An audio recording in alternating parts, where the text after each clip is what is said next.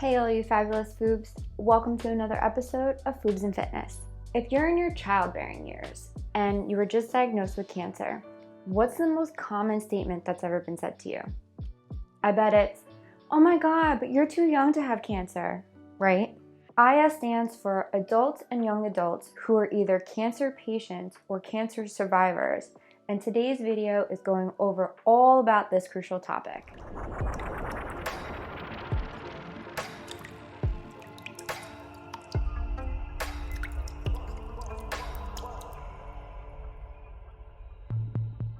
This particular group of individuals continuously face numerous challenges when it comes to cancer because most people associate this disease as an old person's disease. Now, when I'm talking about the AYA group, I'm specifically talking about people who are 15 to 39 years old. During this part of people's lives, we're faced with things like puberty, fertility, school, starting a career, dating, and this is just to name a few. So when you receive a diagnosis during these years, it can become even harder to go through treatment. When cancer is put into this group where it's classified as more of an old person's disease, a lot of medical teams will often dismiss a person's concerns because they don't fit this mold that's been created over time. What I find funny though about this generalized idea of cancer is that you see these commercials for St. Jude's Hospital and you see these kids who have been affected by cancer. Clearly, there is no bias in cancer's eyes. Now, this is just my opinion, but cancer doesn't go around with a little checklist hopping from person to person saying, "Oh, nope, this person's only 39 years old. Guess I gotta wait a couple more years." Cancer does not care. I was diagnosed at 33 years old, but I also began going for checks when I was in my 20s. I have a long list of people in my family who are affected by cancer, but those who have never experienced anything regarding cancer with their family probably don't have it in their forefront that they can get diagnosed at such a young age. This is such a volatile age bracket to become diagnosed with cancer or any life-threatening disease. During this time, you're going through so many changes. You start experiencing new hormones, meeting all kinds of different people, discovering new hobbies, graduations, learning to live on your own. Maybe you start dating, get married, have kids, or maybe you land this amazing job that you've always dreamed of. So much goes through our heads, and it's not to say that anyone who falls outside of this bracket, your thoughts don't matter, because they absolutely do. But unfortunately, being in this age bracket comes with a lot of dismissiveness from medical teams. We know something is wrong. We can feel it in our core, but because we don't fit this mold, we're then left to continuously fight our pains or thoughts until we actually find someone who will listen to us. And by then, sometimes it's too late. With current guidelines that dictate when it's appropriate for people to receive the proper screenings, it's setting a tone that people under that certain age don't matter. Yes, we get it, we're younger. We more than likely have dense breasts, which will make it harder for scans to pick tumors up. But instead, why are there no guidelines or alternative to suggestions on how to protect people who fall within this AYA group? Clearly, you can tell that I'm extremely passionate about this topic. As an AYA, it's more often than not the loss of independence that occurs because you're watching others in your life continue on with theirs. I remember telling people that I was super lucky to get cancer during a global pandemic. And yes, I said super lucky to get cancer. Because when I was diagnosed, we were in the height of lockdown. People weren't traveling. They weren't going out. They weren't going to music festivals. They weren't living their lives. And neither was I. It was like everyone in my life was stuck in this moment with me, literally. That may have been super selfish on my part, but it really took a lot of stress off of my shoulders.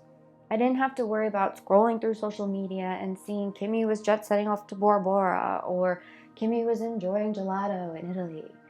The only thing that really stirred up the emotions for me was when my friends would post pregnancy announcements or pictures of bouncing new babies, which leads me to my next topic, fertility. As an Aya, the first thing that crossed through my mind was, am I ever going to be able to have kids?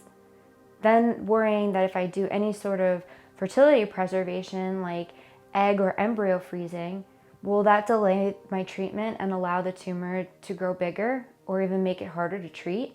What's going to happen after my treatment's done? What if I can't have kids? Surrogacy is so expensive and adopting is a long and stressful process. These are just some of the thoughts that enter our heads.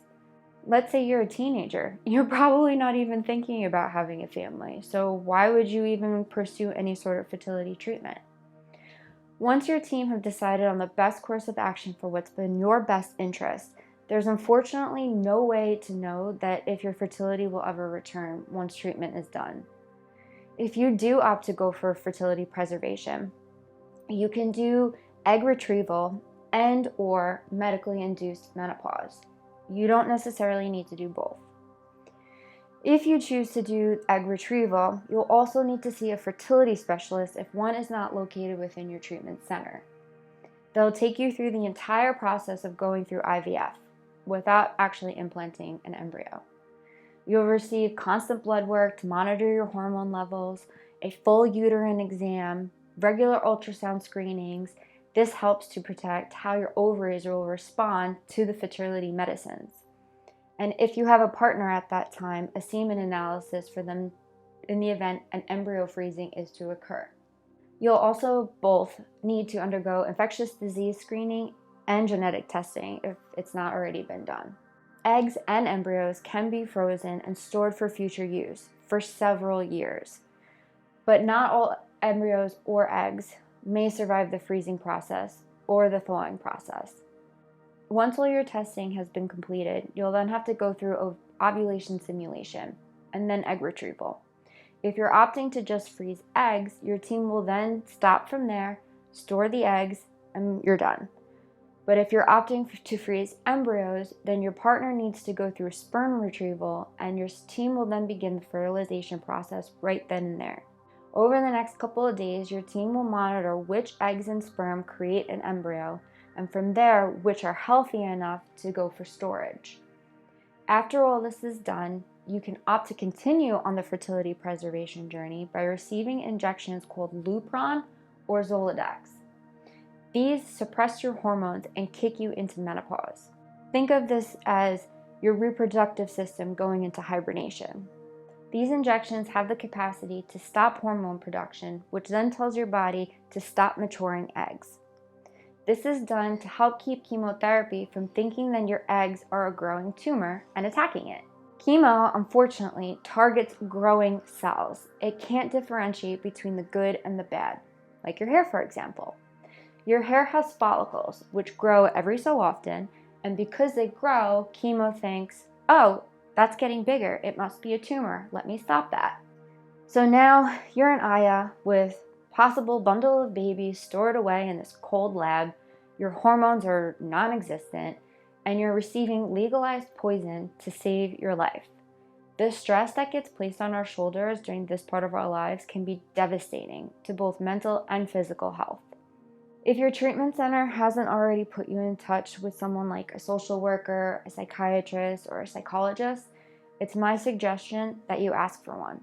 Even if you don't end up needing one throughout your entire fight, it's just good to have someone in the beginning to help set you up for success. I also suggest utilizing social media to reach out to people who are around your age, who maybe have your specific type of cancer, or even people who are local to you. So that way you're creating a cancer support system. If you're not already following me on social media, please reach out. I'll also link some extremely supportive communities down below that you can check out. Make sure that your team listens to you and actually hears when you're discussing your symptoms, your treatment plan, and any concerns that you may have. If you don't understand something, speak up. Bring a friend or a family member with you, if you're allowed, to your appointments.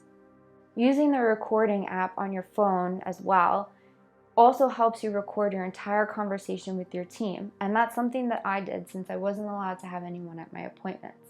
Sometimes when you're in the middle of talking, you may think that you understand what's going on, or maybe you just don't know how to clarify because so much is being thrown at you. This is where having another pair of ears, or actually being able to go back to the conversation and listen, is super helpful.